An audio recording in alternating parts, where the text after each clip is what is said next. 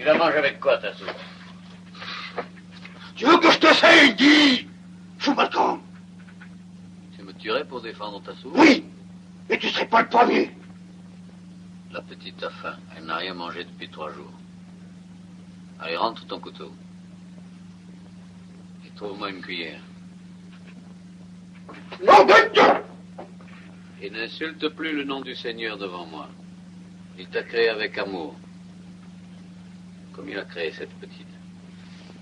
Vous êtes aussi malheureux l'un que l'autre. C'est pourquoi tu vas lui laisser manger la moitié de ta soupe. Allez, donne-lui ta cuillère.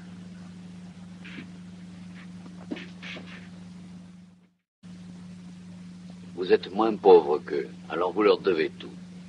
Si on vous écoutait, ce serait beau. Oui, ce serait assez beau. Cette petite fille de la morte que vous avez chassée hier, savez-vous qui l'a recueillie? Qui partage avec elle son pain? Non. La femme la plus pauvre du pays, celle qui avait déjà 5 enfants à nourrir. Maintenant, les riches de Châtillon sont tranquilles chez eux, bien au chaud. Et il leur semble que le monde est en ordre comme leur maison. Et elle, dans sa masure, elle a pris ce poids supplémentaire. Elle veillera un peu plus tard sur son rouleau. Et voilà tout, elle se lèvera encore un peu plus tôt le matin. C'est elle qui est riche. Évidemment, quand on vous écoute. Mais qu'est-ce que vous voulez? Le monde est comme il est. Il est comme on le fait, monsieur.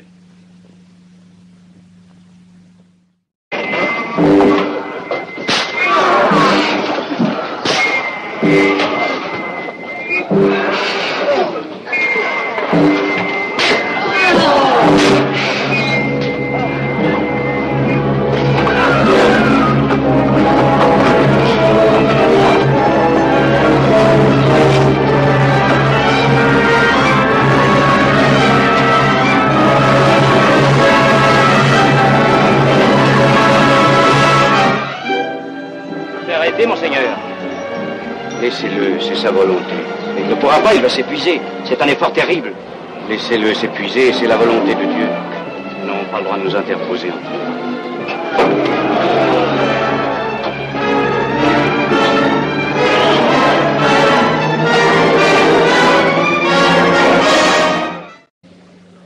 Cette foule est effrayante. J'ai peur des pauvres. Ouais. Ils sont terribles, n'est-ce pas, tous ensemble? Terribles comme la justice de Dieu qu'ils proclament impitoyable. Nous trichons avec nos vêtements décents, nos visages convenablement nourris. Mais ces haillons, cette horreur, ces maladies, ces misères, ces maigreurs où luisent des regards de loup, ce sont des hommes. Ils sont durs aussi et injustes. Mais il faut les servir tout de même comme nos maîtres. Et les aimer. Dans 2 jours, il n'y aura plus un pauvre à Paris, monsieur Vincent. Comment cela, monsieur? C'est tout simple, mon cher. Je les arrête. Mais, monsieur, la pauvreté n'est pas le crime. Je le regrette, mais elle en est le plus sûr chemin. Chaque nuit, au porche de chaque église. Dieu veut qu'il meure. Peut-être, monsieur. Ce sont les enfants du péché. Quand Dieu veut que quelqu'un meure pour racheter le péché, c'est son fils, madame, qui l'envoie. Dieu n'a pas voulu qu'un seul innocent meure au nom du péché. C'est la lâcheté, l'incurie, l'indifférence, le vice caché des hommes qu'il accepte. Monsieur Vincent, je vous respecte. Je n'ai rien fait. Répondez-moi. Vous qui n'avez pensé qu'à donner. Vous qui avez renoncé au bonheur et à la puissance toujours. Vous qui avez bâti autre chose que de vains palais, qu'une vaine gloire. Sentez-vous au seuil de la mort ce grand trou vide derrière vous, vous aussi? Oui, madame. Je n'ai rien fait. Que faut-il faire alors dans une vie, monsieur, pour faire quelque chose? Davantage. Nous sommes terriblement négligents. Oh, mon Dieu.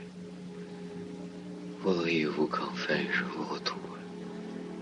Voudriez-vous enfin m'appeler au repos? Mais croyez-vous que j'ai déjà le droit de me reposer? J'ai si peu fait. Souviens-toi bien. Souviens-toi bien, toujours. Oui, monsieur.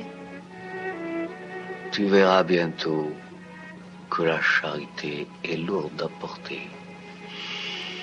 Plus lourde que le broc de soupe et le panier plein. Mais tu garderas ta douceur et ton sourire. Ce n'est pas tout de donner le bouillon et le pain. Cela, les riches peuvent le faire.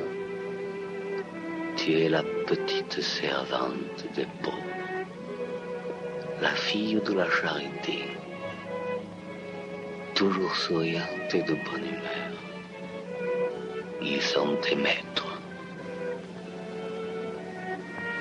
Des maîtres terriblement susceptibles et exigeants, tu verras. Alors, plus ils seront laids et sales, plus ils seront injustes et grossiers, plus tu devras leur donner de ton amour. Ce n'est que pour ton amour seul, que les pauvres te pardonneront le pain que tu leur donnes.